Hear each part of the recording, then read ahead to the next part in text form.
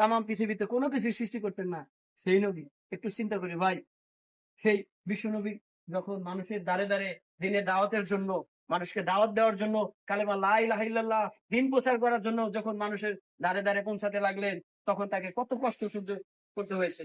তাইফবাসীরা সারা দেহের মধ্যে পাথর মেরে রক্তাক্ত করে সারা শরীর বেয়ে বেয়ে রক্ত পড়তে পড়তে শুরু। ভাই, এই কি অবস্থা?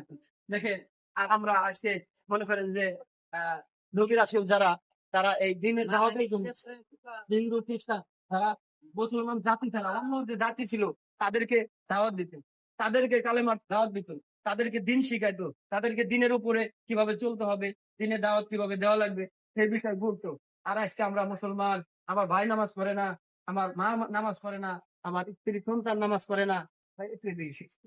তো আমরা তাদেরকে বলি না যে নামাজ ছাড়া কোনো উপায় আছে কি? নামাজ ছাড়া কোনো উপায় আছে বলেন? তাহলে